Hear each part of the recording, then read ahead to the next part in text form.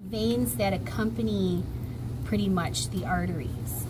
However, there's a little bit of a difference. So we have the external iliac vein, and it's joined by this vessel here that's not completely injected, but I can see the start of it. This is the internal iliac vein. When they come together here, after the internal iliac vein joins, there's a short part of this triangle.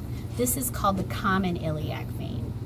Okay, so we have the external iliac vein joined by the internal iliac vein. Once they come together, they form the common iliac vein and then dump into the pre-cava, or post-cava, sorry, post-cava. Okay, and if you want, you can cut this, but it's so pretty, you don't want to do that. So we have our external iliac vein joined by the internal iliac vein. They come together to form the common iliac vein, and when the two common iliac veins join together, they become the post-cava.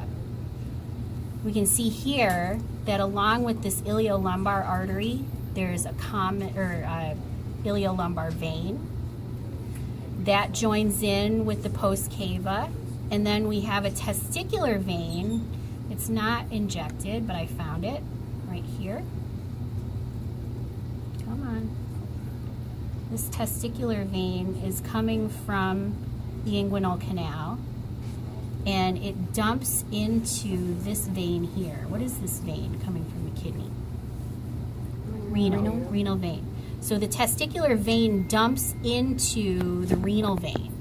It's not dumping into the post-cava. Okay, so we have those two. We have an iliolumbar vein here, right next to our teeny tiny iliolumbar artery.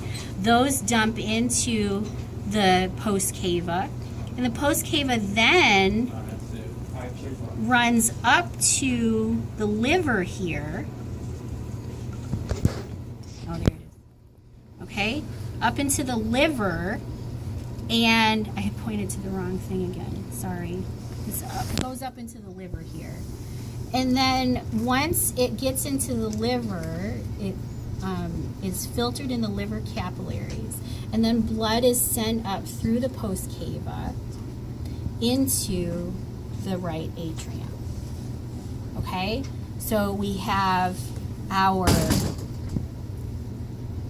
external iliac joined by the internal iliac. Those both join to form the common iliac into the post-cava. It's joined by the iliolumbar veins.